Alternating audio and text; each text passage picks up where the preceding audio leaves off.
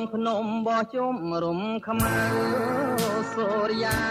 បាទសូមជម្រាបសួរលោកពូណាមីងលោកតាលីយីនិងបងប្អូនអ្នកស្ដាប់ទាំងក្នុងនិងក្រៅប្រទេសទាំងអស់ជាទីរាប់អានបាទក្នុងឱកាសនេះខ្ញុំបាទសេងតារា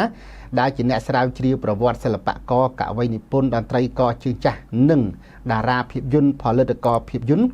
បាទវិលមកជួបបងប្អូនសាជាថ្មីទៀតហើយក្នុងឱកាសនេះខ្ញុំបាទក៏បាននាំយកនៅរឿងរ៉ាវរបស់សិល្បករសិល្បករនីភាពយន្តពីររូបដ៏សែនល្បីល្បាញមកបង្ហាញជូន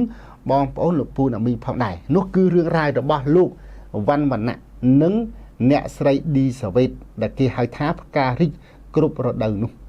ហើយជឿជាថាបងប្អូនទាំងអស់លោកពូណាមីដែលធ្លាប់រស់នៅឬក៏ធ្លាប់បានទស្សនានៅខ្សែភាពយន្តកាលពីទសវត្សរ៍ទី60និងទី70ប្រកាសជាស្គាល់ឈ្មោះលោកវ៉ាន់វណ្ណៈនិងអ្នកស្រីឌីសាវ៉េតយ៉ាងច្បាស់គ្រប់គ្នាហើយមែនទេបាទហើយធ្លាប់បានទស្សនារឿងណាខ្លះរបស់រៀមច្បងទាំងពីរឥឡូវជាដំបូងខ្ញុំសូមបង្ហាញនៅប្រវត្តិរបស់លោកវ៉ាន់វណ្ណៈឲ្យបងប្អូនបានស្គាល់ជាមុនសិនបាទលោកវ៉ាន់វណ្ណៈក៏ជាតារាភាពយន្តដែលធ្លាប់មានឈ្មោះបោះសម្លេងកាលពីទសវត្សរ៍ទី60និងទី70ផងដែរគឺជាតួឯកគ្រាន់តែគាត់មិនសូវបានសម្ដែងច្រើនដោយលោកគង់សំអឿនលោកជាយុទ្ធនឬក៏លោកនុកណែមតែគាត់ក៏ជាតារាឯកកាលពីសម័យនោះផងដែរអញ្ចឹងតាមរយៈខ្សែអាត់សម្លេងនេះលោកអ្នកបានស្ដាប់នៅរឿងរ៉ាវរបស់លោកវ៉ាន់វណ្ណៈទាំងអស់គ្នាថាគាត់មានស្រុកកំណើតនៅឯណាហើយបានចូលសម្ដែងក្នុងវិស័យភាពយន្តតាមរយៈអ្នកណានៅឆ្នាំណាបានសម្ដែងប៉ុន្មានរឿងហើយបងប្អូនបានចងចាំសាច់រឿងណាខ្លះរបស់លោកវ៉ាន់វណ្ណៈអញ្ចឹងតោះឥឡូវយើងស្ដាប់ទាំងអស់គ្នាតាមរយៈការអធិប្បាយរបស់ប្អូនស្រីមនីដួងចិត្តដូចតទៅនេះហើយស្រីល្អតាំងខតណ្ហាសូមជូនជីវប្រវត្តិលោកវ៉ាន់វណ្ណៈពីជាងកំឡោះធម្មតាខ្លាយជាតារាល្បីលោកវ៉ាន់វណ្ណៈគឺជាតារាសម្ដែងដ៏ពេញនិយមនៅក្នុងប្រទេសកម្ពុជាក្នុងអំឡុងចុងទសវត្សរ៍60និង70លោកវ៉ាន់វណ្ណៈមានរូបរាងខ្ពស់ស្រឡះមាឌមាំខ្មៅស្រអែមទម្រង់មុខមានមុនស្នេហ៍ជាមួយនឹងកែវភ្នែកភ្លឺថ្លាលោកវ៉ាន់វណ្ណៈកើតនៅឆ្នាំ1946ក្នុងស្រុកស្រែអំបិលខេត្តកោះកុងក្នុងត្រកូលគ្រួសារពាណិជ្ជករខ្មែរកាត់ចិនមួយនាឆ្នាំ1964លោកបានចាក់ចេញពីស្រុកកំណើតមករស់នៅទីក្រុងភ្នំពេញដើម្បីរៀនជំនាញខាងផ្នែកជួសជុលរថយន្តជាមួយឪពុកមានៅម្ដុំសាលាបាក់ទូកពេលវេលាចេះតែកន្លងទៅក្រោយរៀនជំនាញជួសជុលរថយន្តចេះចាំស្ទាត់ឪពុកមារបស់លោកបានឲ្យលោកធ្វើជាមេការប្រចាំកន្លែងរបស់គាត់តែម្ដងប៉ុន្តែទោះបីជាមានជំនាញជាជាងជួសជុលរថយន្តក៏ពិតមែនតែលោកមាននិស្ស័យស្រឡាញ់ខាងសិល្បៈណាស់លោកធ្វើការបណ្ដើរតែងតែច្រៀងលេងបណ្ដើរហើយលោកតែងតែទៅទស្សនាភាពយន្តជារឿយៗជាមួយមិត្តភ័ក្តិក្រោយពីទំនេរពីការងារ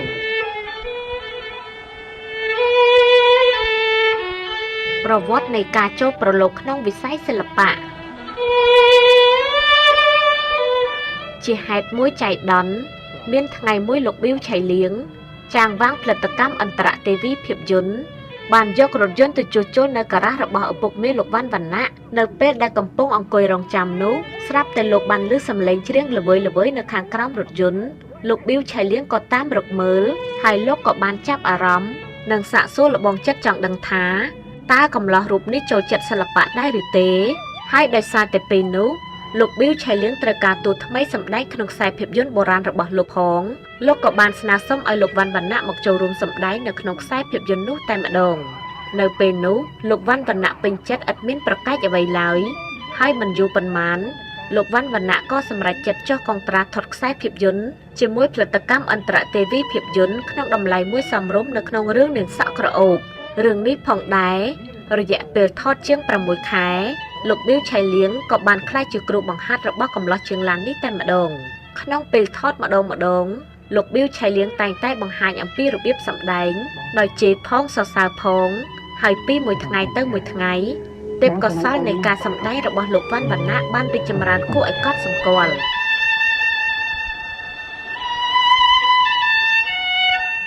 ក្រោយពេលដែលខ្សែភាពយន្តនាងសក់ក្រអូបថតចប់សពគ្រប់លោកប៊ីវឆៃលៀងបានលើករឿងនេះទៅចាក់បញ្ចាំងនៅរោងភាពយន្តអេដេនអស់រយៈពេលជាង2ខែ ក្នុងនោះគេឃើញថាមានសន្ទុះនៃការគាំទ្រយ៉ាងខ្លាំងក្លាពីមហាជនទាំងក្នុងស្រុកនិងក្រៅស្រុកផងដែររឿងនាងសក់ក្រអូបជាខ្សែភាពយន្តបែបផ្សងព្រេងដែលមានដំណើររឿងល្អ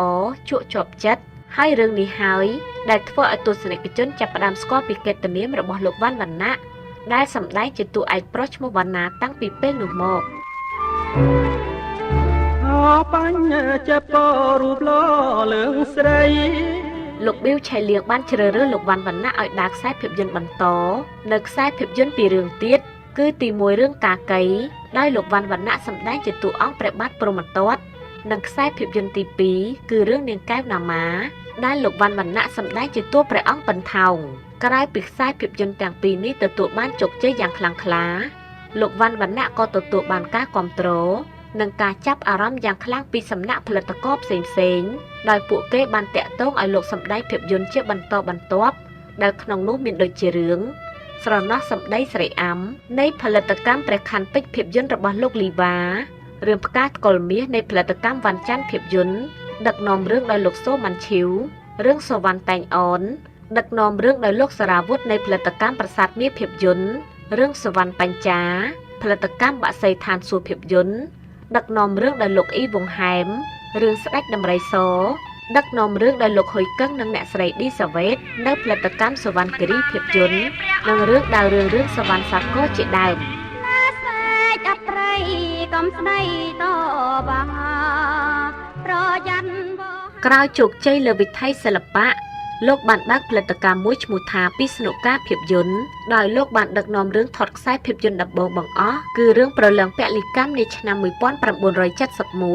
ក្នុងនោះមានការគាំទ្រយ៉ាងខ្លាំងទាំងក្នុងស្រុកនិងក្រៅស្រុកផងដែរលោកវណ្ណវណ្ណៈបានក្លាយជាតួឯកប្រុសដ៏ល្បីនៅក្នុងខ្សែភាពយន្តដ៏ល្បីមួយចំនួនដូចជាសវណ្ណបញ្ចានាងកាកីនិងចម្ប៉ាមាសដែលក្នុងនោះសុទ្ធតែមានវត្តមានរបស់អ្នកស្រីទិតវិជ្ជរាដានីជាតួឯកស្រី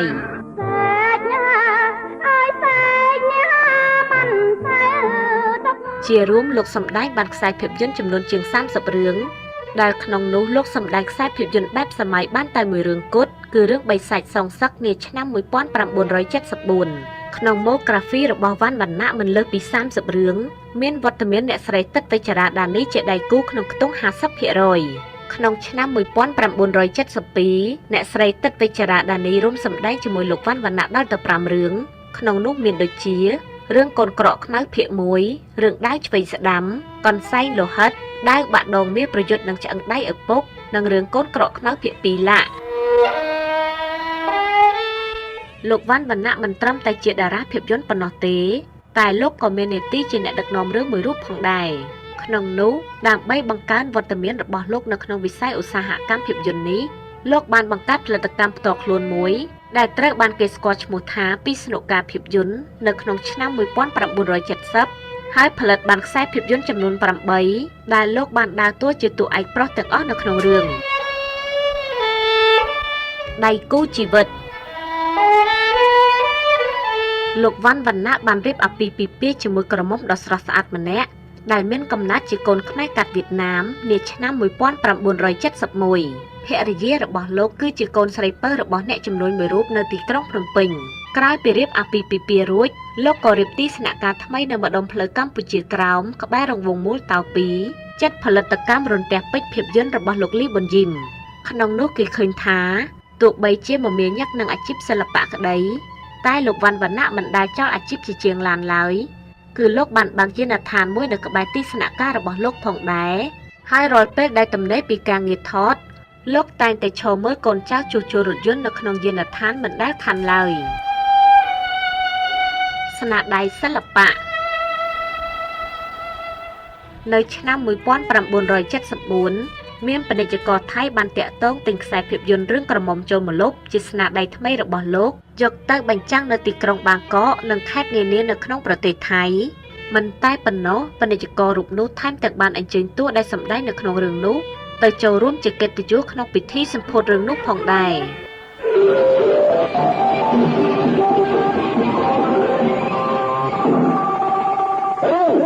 ក្រមុំចូលមកចូលអីស្រីពុនលោកហើយ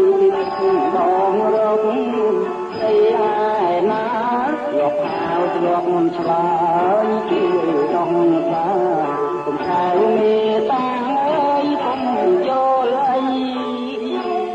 រឿងក្រមុំចូលមកបញ្ចាំងតែរោងភាពយន្តសូរិយាទេបញ្ចាំងតែរោងភាពយន្តសូរិយាទេ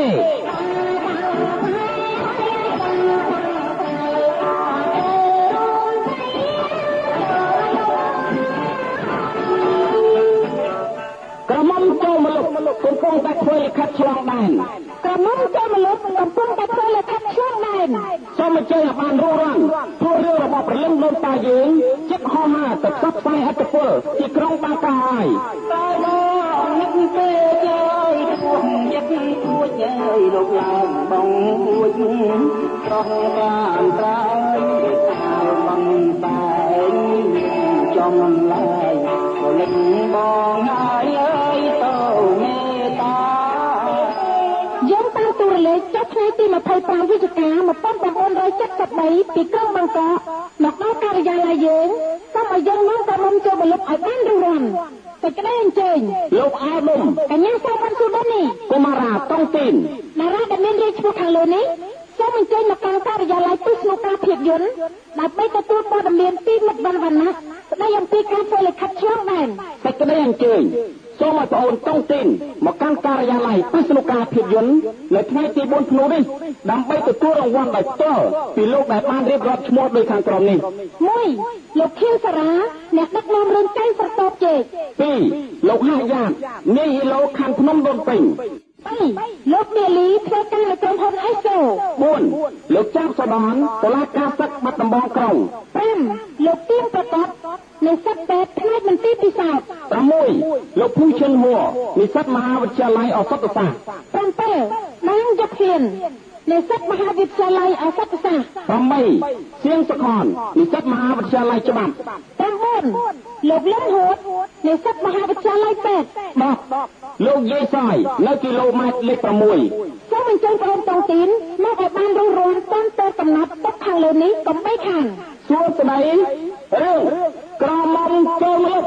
ថ្ងៃនេះនៅរោងភាពយន្តសូរិយា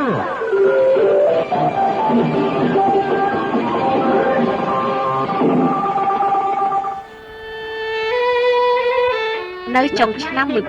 1974ខ្សែភាពយន្តរឿងឈាមឥន្ទ្រីខ្មៅវណ្ណកម្មថ្មីរបស់លោកបានដាក់បញ្ចាំងនៅក្នុងរោងភាពយន្តភ្នំពេជ្រនិងរោងភាពយន្តគិរីរម្យហើយលោកក៏បានថតខ្សែភាពយន្តចំនួន2បន្ថែមទៀតគឺរឿងសំណាញ់ជីវិតដែលលោកដើរជាតួឯកនិងរឿងមច្ចរិកដីក្រុង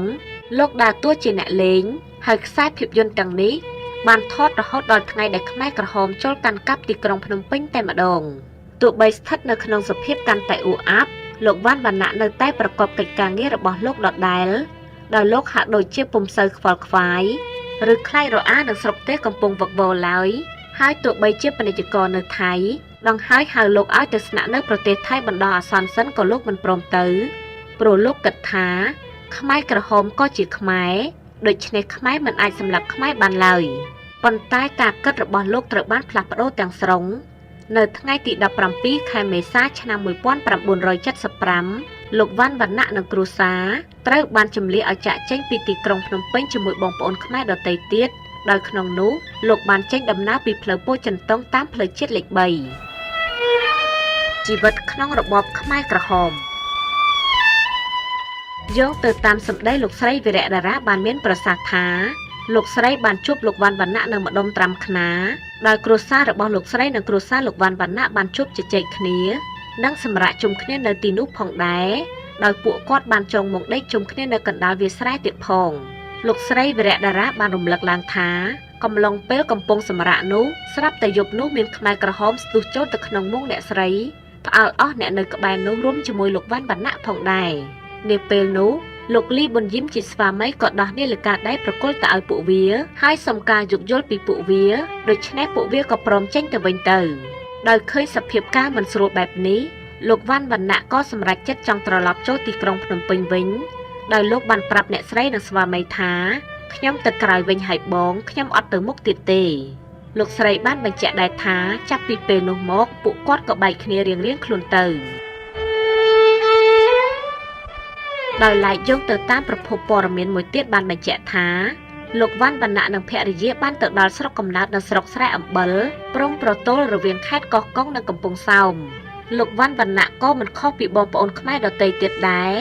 ដោយលោកនិងភរិយាត្រូវធ្វើជាទេសកលដាច់ថ្លៃរបស់ពួកខ្មែរក្រហមហើយពួកគាត់ត្រូវរស់នៅក្នុងខ្ទមតូចមួយក្បែរមាត់ព្រែកជីវិតចុងក្រោយយោងទៅតាមការបញ្ជាក់របស់សាច់ញាតិរបស់លោកបានបញ្ជាក់ថាលោកវណ្ណវណ្ណៈរស់នៅទីនោះអស់រយៈពេលជាង1ឆ្នាំលោកក៏បានអស់ជីវិតទៅដោយសារកាលនោះលោកនិងភរិយារបស់លោកបាននាំគ្នានិយាយរំលឹកអំពីជីវិតដ៏រីករាយនៅសង្គមចាស់និងនិយាយអំពីគម្រោងការឆ្លងដែនទៅប្រទេសថៃតាមសមុទ្រដើម្បីរត់គេចពីទីនេះប៉ុន្តែការសន្ទនានោះត្រូវបានពួកឆ្លប់ខ្មែរក្រហមស្ដាប់ឮពួកវាក៏បានចាប់លោកនិងភរិយារបស់លោកចងស្លាប់សេកបណ្ដាចេញពីភូមិចូលទៅព្រៃមួយក្បែរវាលស្រែដែលគេដឹងថាទីកន្លែងនោះគឺជាទីកន្លែងដែលពួកវាសម្លាប់មនុស្សយ៉ាងសាហាវអស់ជាច្រើនមកហើយនេះគឺជារឿងរ៉ាវនៃជោគវាសនាចុងក្រោយរបស់លោកវណ្ណវណ្ណៈផងដែរចាប់ប្រិយម្នាក់ស្ដាប់ជាទីមេត្រីនេះគឺជាជីវប្រវត្តិខ្លះៗរបស់លោកវណ្ណវណ្ណៈដែលនាងខ្ញុំលើកយកមកអត្ថាធិប្បាយជូនពុកម៉ែបងប្អូនបានស្ដាប់ក៏ដូចជាទស្សនាហើយនាងខ្ញុំក៏សូមខន្តីអភ័យទោសផងដែរប្រសិនជាមានកំហុសខុសឆ្គងការលើសលួសពាក្យសម្ដីដោយប្រការណាមួយជាចុងក្រោយនាងខ្ញុំក៏សូមឧទ្ទិសបួងសួងសូមឲ្យវិញ្ញាណក្ខន្ធលោកវណ្ណវណ្ណៈនិងភរិយាព្រមទាំងក្រុមគ្រួសារខ្មែរដទៃទៀតដែលបានបាត់បង់ជីវិតនៅក្នុងរបបខ្មែរក្រហមសូមយាងទៅកាន់សុគតិភពកំបីឃ្លៀងឃ្លាតឡើយសូមអរគុណពីនាងខ្ញុំមនីដួងចិត្តបាទលោកពូនឹងមីងលោកតាលោកយាយនឹងបងប្អូនអ្នកស្ដាប់អ្នកទស្សនាទាំងអស់ជាទីរាប់អានយ៉ាងមិនដែរក្រោយពីបានស្ដាប់រឿងរ៉ាវឬក៏ខ្សែជីវិតនិងអាជីពសិល្បៈរបស់លោកវណ្ណវណ្ណៈតារាឯកភាពយន្តខ្មែរកាលពីទសវត្សរ៍ទី60និងទី70គឺចំនួនលោកគង់សំអឿនគ្រាន់តែឈ្មោះគាត់មិនល្បីខ្លាំងដោយលោកគង់សំអឿនក៏ប៉ុន្តែគាត់ក៏ជាកម្រិតតារាឯកផងដែរគឺក្នុងចំណោមលោកគង់សំអឿនជាយថនណុកណែមសូហ៊ានយីគីឡែនហើយនឹងតារាភាពយន្តល្បីៗមួយចំនួនទៀតម៉ៃយ៉ាសិតណូរិទ្ធីយ៉ាជាដើមឡាអញ្ចឹងយើងបានស្ដាប់រឿងរ៉ាវរបស់រៀមច្បងចំនួនដើមគឺធ្វើឲ្យយើងបានយល់ដឹងច្រើនអំពីវិស័យសិល្បៈខ្មែរយើងពិសេសគឺវិស័យភាពយន្តឥឡូវចេញពីលោកវណ្ណវណ្ណៈសូមបងប្អូនលោកពូអ្នកមីងទាំងអស់ទៅតាមដាននិងជ្រាបអំពីខ្សែជីវិតរបស់អ្នកស្រីឌីសាវ៉េតវិញម្ដងថាតើអ្នកស្រីឌីសាវ៉េតបានចូលប្រឡូកក្នុងវិស័យភាពយន្តតាមរបៀបណានៅឆ្នាំណាក្នុងអាយុប៉ុន្មានតាមរយៈអ្នកណាហើយបានសម្ដែងឲ្យផលិតកម្មណាខ្លះហើយចំណងជើងរឿងឬក៏ចំណងជើងភាពយន្តណាខ្លះដែលបងប្អូនលោកពូអ្នកមីងធ្លាប់បានទស្សនាហើយចងចាំរហូតដល់បច្ចុប្បន្នអ្នកស្រីឌីសាវ៉េតដែលបច្ចុប្បន្ននៅមានជីវិតរស់នៅឡើយហើយដែលគេហៅថាផ្ការីកគ្រប់រដូវដោយសារតែក្នុងរបបណាក្នុងសម័យកាលណាគាត់ក៏ជាតារាភាពយន្តផងដែរគឺតែងតែមានមុខលើទាំងសម្ពុតសឬក៏តាមរយៈកញ្ចក់ខ្សែភាពយន្តអញ្ចឹងតោះឥឡូវយើងស្ដាប់ទាំងអស់គ្នាតាមរយៈការលើកឡើងរបស់ប្អូនស្រីមនីដួងចិត្តដូចតទៅសូមជូនជីវប្រវត្តិអ្នកស្រីឌីសាវ៉េតរហស្សនាមបុប្ផារីកគ្រប់រដូវ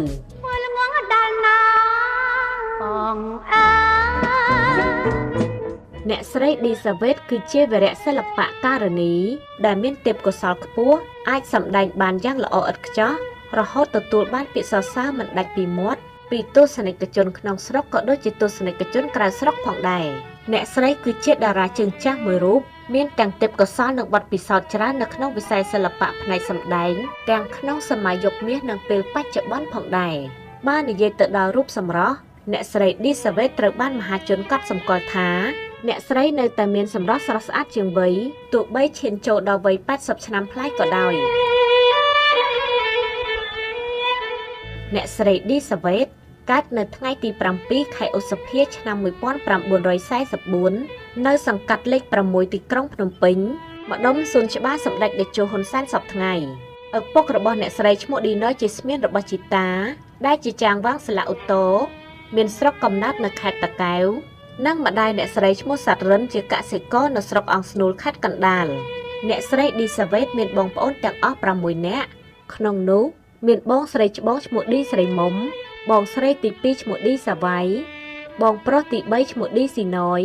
បងប្រុសទី4ឈ្មោះឌីស៊ីណូនិងបងស្រីទី5ឈ្មោះឌីសាវ៉ាន់ប៉ុន្តែសប្តាហ៍ថ្ងៃនេះមានបងប្អូនស្រីរស់នៅតែ2នាក់ប៉ុណ្ណោះគឺអ្នកស្រីឌីសាវ៉ៃ ដែលសប្តាហ៍ថ្ងៃរស់នៅប្រទេសបារាំងនឹងរូបអ្នកស្រីផ្ទាល់កាលពីនៅវ័យកុមារអ្នកស្រីឌីសាវ៉េតបានទៅសិក្សានៅសាលាបឋមសិក្សាសម្ដេចសុធារសហើយក្រោយមកបានបន្តនៅវិទ្យាល័យចតុមុខនៅឆ្នាំ1993អ្នកស្រីឌីសាវ៉េតបានវិលត្រឡប់មកកាន់មាតុភូមិវិញដែលជួលផ្ទះគេនៅម្ដុំផ្សារកាប់គោក្រោយពីទូរទស្សន៍ជាតិអញ្ជើញអ្នកស្រីឌីសាវ៉េតទៅសម្ភាសមកមានអ្នកតាក់ទងអ្នកស្រីឲ្យជួយបង្ហាត់សម្ដែងខ្សែភាពយន្តតាមក្លឹបអង្គការនិងស្ថានីយទូរទស្សន៍នានាជាដើមនៅអំឡុងឆ្នាំ1997ដល់ឆ្នាំ1998អ្នកស្រីឌីសាវ៉េតបានបើកក្លឹប MSL ជាមួយលោកហ៊ុយសាន់អតីតតារាភាពយន្តរួមចំនួនទទួលបង្ហាត់បង្រៀនរាំដើរម៉ូដសម្ដែងនិងច្រៀងមិនត្រឹមតែប៉ុណ្ណោះអ្នកស្រីបានសហការជាមួយទូរទស្សន៍ជាតិកម្ពុជាបង្កើតកម្មវិធីជាច្រើនក្លាយជាបវរកញ្ញានិងតារាភាពយន្តនៅឆ្នាំ1959ក្នុងវ័យ15ឆ្នាំអ្នកស្រីឌីសាវ៉េតបានប្រឡងជាប់បវរកញ្ញាចំណាត់ថ្នាក់លេខ1នៅឆ្នាំ1962អ្នកស្រីត្រូវបានលោកអ៊ូមកុនធុនចាងវាងផលិតកម្មកងចាក់ភាពយន្តជ្រើសរើសថតខ្សែភាពយន្តដំបូងក្នុងរឿងក្បួនជីវិតដើរតួជាមួយលោកម៉ាក់ហូក្រោយមកអ្នកស្រីឌីសាវ៉េតបានបន្តសម្ដែងជាច្រើនផលិតកម្មដូចជាផលិតកម្មតារារដ្ឋភាពយន្តរបស់លោកទាលឹមគុណផលិតកម្មអន្តរទេវីភាពយន្តរបស់លោកប៊ីវឆៃលៀងផលិតកម្មព្រះខ័នពេជ្រភាពយន្តរបស់លោកលីវ៉ាផលិតកម្មនិពន្ធភាពយន្តរបស់លោកស៊ុនប៊ុនលីផលិតកម្មត្រង់ដឺភាពយន្តរបស់លោកយិនបឿនហៅត្រង់ដឺផលិតកម្មព្រះកែវមរកតភាពយន្តរបស់លោកនរិទ្ធាយាជាដើមដោយសារជោគជ័យលើវិស័យសិល្បៈអ្នកស្រីឌីសាវ៉េតបានបើកផលិតកម្មថតខ្សែភាពយន្តមួយជាមួយស្វាមីគឺផលិតកម្មសវណ្ណគិរីភាពយន្តហើយថតបានប្រមាណជាង10រឿងដែលសុទ្ធសឹងតែទទួលបានការគាំទ្រពីមហាជនដៃគូជីវិតស្វាមីរបស់អ្នកស្រីឌីសាវ៉េតគឺលោកហ៊ុយកឹងដែលជាតារាសម្ដែងនិងជាម្ចាស់ផលិតករភាពយន្តនាចំនួនទសវត្សរ៍ទី60ហើយអ្នកស្រីនិងស្វាមីទទួលបានបុត្រ2នាក់ជាចំណងដៃឈ្មោះហ៊ុយឌីណានិងហ៊ុយឌីលីឬហៅថាឌីស៊ូលីរយៈពេលក្រោយមកអ្នកស្រីឌីសាវ៉េតនិងស្វាមីបានបែកបាក់គ្នានៅក្នុងឆ្នាំ1974មុនពេលដែលអ្នកស្រីភៀសខ្លួនទៅរស់នៅប្រទេសបារាំងតួឯកប្រុសដែលអ្នកស្រីឌីសាវ៉េតធ្លាប់សម្ដែងជាមួយមានលោកគង់សំអឿនលោកជាយុទ្ធថនលោកណប់ណែមលោកនរិទ្ធាយាលោកម៉ៃយ៉ាសិតលោកមាសសំអែលលោកសោមដរិននិងលោកម៉ាក់ហូជាដើមជីវិតក្រោយរបបខ្មែរក្រហមរួចជីវិតពីរបបខ្មែរក្រហមដោយសារគ្មានសម្បត្តិយន្តហោះនៅក្នុងសម័យខ្មែរក្រហមអ្នកស្រីឌីសាវ៉េតមិនបានរស់នៅក្នុងស្រុកខ្មែរទេពោលគឺអ្នកស្រីបានផ្ញើខ្លួនក្នុងជីវភាពថ្មីនៃទឹកដីប្រទេសបារាំងមុនពេលដែលអ្នកស្រីវិលមកកាន់ស្រុកកំណើតវិញនៅឆ្នាំ1993បើតាមការរៀបរាប់របស់អ្នកស្រីនៅអំឡុងឆ្នាំ1975អ្នកស្រីបានចេញទៅមើលកូនដែលបានផ្ញើមិត្តភ័ក្តិនៅក្នុងប្រទេសថៃមុនពេលដែលខ្មែរក្រហមវាយដណ្ដើមយកទីក្រុងភ្នំពេញអ្នកស្រីបញ្ជាក់ថានៅក្នុងពេលនោះមានគ្រាប់បែកបានធ្លាក់មកជិតអាកាសយានដ្ឋានប៉ូចិនតុងហើយអ្នកស្រីនិងអ្នកដំណើរជាច្រើនទៀតបាននាំគ្នារត់រកកន្លែងសុវត្ថិភាពជាសំណាងល្អយន្តហោះមិនបានចេញចោលអ្នកស្រីឡើយទើបអ្នកស្រីបានទៅដល់ប្រទេសថៃដោយសុវត្ថិភាពដោយមិនបានដឹងពីហេតុការណ៍ខ្មែរក្រហមចូលវាយទីក្រុងភ្នំពេញឡើយលុះពេលសម្រាប់នឹងមើលកូនបានប្រហែល1សប្តាហ៍អ្នកស្រីឌីសាវ៉េតមានបំណងចង់វិលមកស្រុកខ្មែរវិញប៉ុន្តែមិត្តភ័ក្តិនៅទីនោះបានហាមឃាត់មិនឲ្យអ្នកស្រីមកឡើយព្រោះនៅស្រុកខ្មែរពុំមានសុវត្ថិភាពប៉ុន្តែអ្នកស្រីនៅតែមានះវិលមកស្រុកខ្មែរវិញឲ្យខាងតែបានទើបអ្នកស្រីលួចទៅទិញសម្បត្តិយន្តហោះដោយមិនឲ្យអ្នកណាដឹងតែអ្នកលក់សម្បត្តិនិយាយថាសម្បត្តិយន្តហោះទៅស្រុកខ្មែរមិនមានឡើយដោយគេប្រាប់ថាស្រុកខ្មែរមានគ្រាប់ផ្លោងច្រើនណាស់មិនមានយន្តហោះណាហ៊ានហោះទៅទេលុះពេលក្រោយមកអ្នកស្រីឌីសាវ៉េតក៏បានរត់ទៅស្ថានទូតខ្មែរប្រចាំប្រទេសថៃក៏មន្ត្រីស្ថានទូតមិនឲ្យអ្នកស្រីទៅវិញដែរព្រោះមិនមានជើងយន្តហោះទៅកាន់ស្រុកខ្មែរឡើយអ្នកស្រីឌីសាវ៉េតអស់សង្ឃឹមយ៉ាងខ្លាំងហើយក៏បានបន្តការស្នាក់នៅស្រុកថៃជាបន្តទៀតមានមិត្តភ័ក្តិម្នាក់បានបបួលអ្នកស្រីទៅរស់នៅស្រុកបារាំង តែពេលនោះអ្នកស្រីមិនមានអ្នកធានាឡើយប៉ុន្តែជាសំណាងល្អអ្នកស្រីបានជួបនឹងមិត្តភ័ក្តិហើយគេបានជួយតាក់ទងអ្នកដែលនៅបារាំងដើម្បីធានាអ្នកស្រីទើបអ្នកស្រីមានឱកាសបានចាក់ចែងទៅរស់នៅប្រទេសបារាំងក្នុងកំឡុងពេលដែលខ្មែរក្រហមកំពុងកាន់កាប់ប្រទេសកម្ពុជាបើតាមអ្នកស្រីឌីសាវ៉េតនៅប្រទេសបារាំងអ្នកស្រីមិនមានការលំបាកអ្វីឡើយដោយអ្នកស្រីមានការងារធ្វើនិងរស់នៅដោយសេចក្តីសុខជាមួយបងប្អូនខ្មែរដែលរស់នៅទីនោះត្រឡប់មកដល់ស្រុកខ្មែរវិញ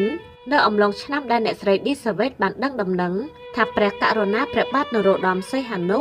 និងសម្ដេចអគ្គមហាសេនាបតីតេជោហ៊ុនសែនទៅប្រទេសបារាំងនាទីក្រុងប៉ារីសក្នុងកិច្ចចរចាដើម្បីបង្រួបបង្រួមជាតិអ្នកស្រីក៏ធ្វើដំណើរប្រមាណជា7ទៅ8ម៉ោងដើម្បីសុំជួបសម្ដេចទាំងពីរ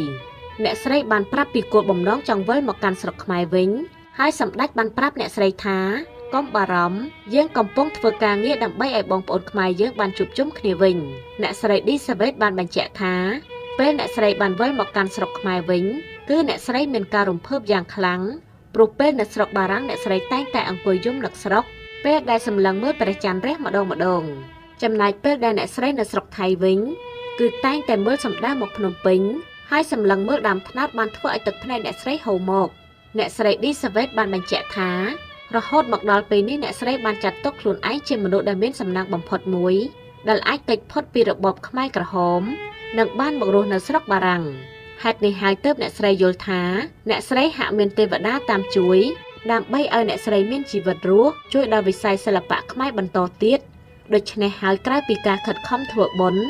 និងចូលរួមសម្ដែងខ្សែភាពយន្តឡើងវិញអ្នកស្រីនឹងបើកការបង្ហាត់បង្រៀនសម្ដែងដល់ក្មេងៗជំនាន់ក្រោយដែលមិនយកប្រាក់កម្រៃឡើយគួរបញ្ជាក់ដែរថាអ្នកស្រីឌីសាវ៉េតមិនត្រឹមតែមានដុងសិល្បៈខាងសម្ដែងប៉ុណ្ណោះទេតែអ្នកស្រីក៏មានសមត្ថភាពពិសេសក្នុងការបកស្រាយបទចម្រៀងមួយបទដ៏ពិរោះផងដែរជាមួយនឹងលោកស៊ិនស៊ីសាមុតបទនោះមានចំណងជើងថាស្នេហ៍ឆ្លងវេហាដែលបទនេះក៏បានចាក់បញ្ចូលទៅក្នុងខ្សែភាពយន្តរឿងជីវិតផ្សងព្រេងផងដែរស្នាដៃក្នុងខ្សែភាពយន្តនៅក្នុងវិស័យសិល្បៈអ្នកស្រីឌីសាវ៉េតទទួលបានប្រជាប្រិយភាពនិងការគាំទ្រខ្លាំងពីសំណាក់ទស្សនិកជនទាំងក្នុងនិងក្រៅប្រទេសខ្សែភាពយន្តរបស់អ្នកស្រីឌីសាវ៉េតដែលបានសម្ដែងរួមមានរឿងក្បូនជីវិតឆ្នាំ1962រឿងកំភ្លេចគុណម្ដាយកំណាយប្រពន្ធស្មោះត្រង់ឆ្នាំ1962រឿងរលកជីវិតឆ្នាំ1962រឿងត្រៃជីវិតឆ្នាំ1963រឿងជីវិតខ្ញុំឆ្នាំ1963រឿងហួសហែជាតិនេះឆ្នាំ1963រឿងកូឡាបៃលិនឆ្នាំ1963រឿងបុប្ផាទល់ដែនឆ្នាំ1963រឿងវាសនាបុប្ផាភូមិថ្មីឆ្នាំ1963រឿងវាសនាផ្ការំដួលឆ្នាំ1963រឿងអូនជាទេវីឆ្នាំ1964រឿងកុំបំភ្លេចខ្ញុំឆ្នាំ1964រឿងក្រុងសុភមិត្តឆ្នាំ1964រឿងមាយើងឆ្នាំ1964រឿងលីហើយដួងតារាឆ្នាំ1964រឿងអន្លង់វាសនាឆ្នាំ1964រឿងនាងបដាចាឆ្នាំ1964រឿងនរណាប្តីអូនឆ្នាំ1965រឿងសំណាច់ចំអកព្រំលិខិតឆ្នាំ1964រឿងទឹកហូរមិនត្រឡប់ឆ្នាំ1964រឿងប្រុសអប្រិយស្រីរងកម្មឆ្នាំ1965រឿងជីវិតតែមួយឆ្នាំ1965រឿងខ្យងសាំងឆ្នាំ1965រឿងលលកញីឈ្មោលឆ្នាំ1965រឿងសាយ័ន្តតូចយំឆ្នាំ1965រឿងកាត់ត្រើយមហាស្រណោះឆ្នាំ1966រឿងនាងវិមានច័ន្ទឆ្នាំ1966រឿងព្រោះតែស្រឡាញ់ឆ្នាំ1966រឿងស្អប់ណាស់ស្រឡាញ់ណាស់ឆ្នាំ1966រឿងវិលវិញណាបងឆ្នាំ1966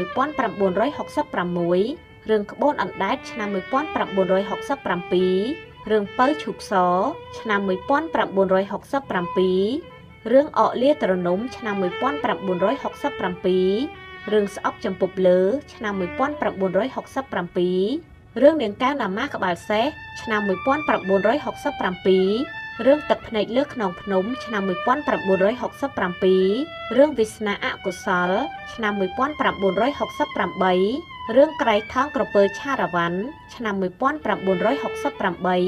រឿងស្អែកអូនលាបងហើយឆ្នាំ1968រឿងបំណុលជីវិតឆ្នាំ1969រឿងចម្ប៉ាថោងឆ្នាំ1969រឿងស្រីគ្រប់លក្ខឆ្នាំ1970រឿងពស់កេងកងភាគ1ឆ្នាំ1970រឿងបុត្រាព្រះអាទិត្យសងឈាមម្ដាយឆ្នាំ1970រឿងស្ដេចដំរីសឆ្នាំ1970រឿងជីវិតផ្សងព្រេងឆ្នាំ1970រឿងវង្វេងព្រោះស្នេហ៍ឆ្នាំ1972រឿងពស់កេងកងភាគ2ឆ្នាំ1972រឿងបុប្ផាអង្គរឆ្នាំ1972រឿងជីវិតថ្មីឆ្នាំ1972រឿងម៉ាក់ថើងឆ្នាំ1973រឿងភីសវងអូនអើយឆ្នាំ1973រឿងដៃដាច់32ឆ្នាំ1973រឿងផ្ញើកងចងដៃឆ្នាំ1974រឿងក្រពើលោកនេនឆ្នាំ1974រឿងធីតាសក់ពោះឆ្នាំ1974រឿងថ្ងៃលិចអូនស្រណោះឆ្នាំ1975រឿងឆាយាលើអង្គររឿងសន្ធិប្រកាសរឿងឈប់ស្រឡាញ់អូនទៅមិនទាន់ដាក់បញ្ចាំងរឿងធីតាសក់ពោះភាគ2មិនទាន់ដាក់បញ្ចាំងរឿងទុំទាវឆ្នាំ1975មិនទាន់ដាក់បញ្ចាំងក្រៅពីនោះមានស្នាដៃជាច្រើនដែលអ្នកស្រីឌីសាវ៉េតបានចូលរួមសម្ដែងនៅពេលបច្ចុប្បន្នផងដែររំលឹកអនុស្សាវរីយ៍កាលគ្រាថតភាពយន្តនៅប្រទេសថៃតាក់ទងទៅនឹងគ្រាមួយដែលអ្នកស្រីបានចេញទៅសម្ដែងនៅប្រទេសថៃជាលើកដំបូងក្នុងទសវត្សរ៍ទី70ដើម្បីធ្វើទស្សនកិច្ចសិក្សាមួយពីវិស័យសិល្បៈភាពយន្តខ្មែរនិងថៃថាតើមានលក្ខណៈពិសេសខុសគ្នាកម្រិតណាការរំលឹកឡើងវិញនេះគឺផ្អែកលើសម្ដីរបស់អ្នកស្រីផ្ទាល់ដែលធ្លាប់ផ្ដល់បទសម្ភាសន៍ជូនអ្នកសារព័ត៌មានក្នុងស្រុកមួយចំនួនអ្នកស្រីឌីសាវ៉េតពេលដែលទៅឃើញប្រទេសគេប្រទេសថៃមានការជឿនលឿនដែរចំនួននឹងតែមើលចុះមើលឡើងវិស័យសិល្បៈគេនឹងយើងឃើញថាយើងល្អជាងដូច្នេះហើយបានជាយើងមានគំនិតថាបើសិនជាយើងរួមគ្នាធ្វើអ្វីមួយប្រទេសយើងចិត្តខាងដោយផ្ទះយើងចិត្តខាងគ្នាអញ្ចឹងយើងអាចបដូរជាគំនិតប្រាជ្ញាគ្នាហើយតួយើងក៏ស្គាល់ថៃហើយតួថៃក៏ស្គាល់យើងនៅក្នុងដំណើរទស្សនកិច្ចនៅប្រទេសថៃជាច្រើនថ្ងៃតារាភាពយន្តខ្មែរនិងថៃបានរួមគ្នាសរសេររឿងមួយឡើងគឺរឿងជីវិតផ្សងព្រេងដោយនៅក្នុងរឿងនេះមានបញ្ចូលបទចម្រៀងមួយបទដែលមានចំណងជើងថាស្នេហ៍ឆ្លងវេហាទៀតផងដោយបទនេះគេឃើញមានច្រៀងទាំងភាសាខ្មែរនិងភាសាថៃបើតាមអ្នកស្រីឌីសាវ៉េតបានលើកឡើងខ្លឹមសារនៃរឿងជីវិតផ្សងព្រេងគឺអ្នកនិពន្ធបានសរសេររំលេចនៅមនោសញ្ចេតនាយ៉ាងជ្រាលជ្រៅរវាងស្វាមីភរិយាមួយគូដោយស្វាមីជាជនជាតិថៃនិងភរិយាជាជនជាតិខ្មែរជាអកុសលអ្នកទាំងពីរបានរួមរស់ជាមួយគ្នាបានកូនមួយក៏បែកគ្នាទៅវិញដោយស្វាមីរត់ទៅស្រុកថៃវិញទុកឲ្យកូនតូចនិងភរិយារស់នៅយ៉ាងកណ្ដោចកណ្ដែងនៅក្នុងខេត្តជាប់ទល់ដែនខ្មែរថៃមួយអ្នកស្រីបន្ថែមថាដំណក់ឈាមរួមគ្នារវាងម្ដាយខ្មែរនិងឪពុកថៃបានចម្រើនវ័យក្រមុំហើយមានអ្នកចិត្តខាងសួរនាំហើយពេបជ្រាយថាកូនអត់ឪពុកលុះថ្ងៃមួយកូនស្រីក៏រត់ចូលទៅស្រុកថៃដើម្បីស្វែងរកឪពុករបស់ខ្លួនតែនៅតាមផ្លូវទៅរកឪពុកនោះគឺត្រូវជន់ខិលខូចចាប់លបួងនាងក្នុងគោលបំណងយកទៅវាយធ្វើបាបនិងរំលោភតែត្រូវបានប៉ូលីសថៃជួយទាន់ពេលក្រោយជួយសង្គ្រោះរួចផុតពីក្រញាំបិសាចតណ្ហាបុរសដែលជាប៉ូលីសជួយសង្គ្រោះនាងនោះក៏ចាប់ផ្ដើមមានចិត្តលើនាងហើយបានស្រឡាញ់គ្នាតែម្ដងដំណឹងនេះបានដឹងឮដល់ឪពុករបស់នាងដែលជាជនជាតិថៃកំពុងរស់នៅជាមួយប្រពន្ធក្រោយនោះក៏បានជួបនាងតែម្ដងអ្នកស្រីឌីសាវ៉េតបានបញ្ជាក់ថាតួឯកស្រីនៅក្នុងរឿងជីវិតផ្សងព្រេងនោះគឺអ្នកស្រីជាអ្នកដើរតួដោយផ្ទាល់ក្រៅពីរឿងជីវិតផ្សងព្រេងនេះអ្នកស្រីក៏ធ្លាប់បានសម្ដែងជាតួឯកនិងតួអង្គសំខាន់ក្នុងរឿងប្រមាណ65រឿងផ្សេងទៀតក្នុងនោះមានដូចជារឿងក្បួនជីវិតក្នុងឆ្នាំ1962រឿងត្រើយជីវិតក្នុងឆ្នាំ1963និងរឿងបុប្ផាអង្គរក្នុងឆ្នាំ1972ជាដើមចាប់ប្រិយមិត្តអ្នកស្ដាប់ជាទីមេត្រីនេះគឺជាជីវប្រវត្តិខ្លះៗរបស់អ្នកស្រីឌីសាវ៉េតដែលមានរហស្សនាមថាបុប្ផារីកគ្រប់រដូវដែលនាងខ្ញុំលើកយកមកអត្ថាធិប្បាយជូនពុកម៉ែបងប្អូនបានស្ដាប់ក៏ដូចជាទស្សនាហើយនាងខ្ញុំក៏សូមខន្តីអភ័យទោសផងដែរ ប្រសិនជាមានកំហុសខុសឆ្គងលើសលួសពាក្យសម្ដីដោយប្រការណាមួយ។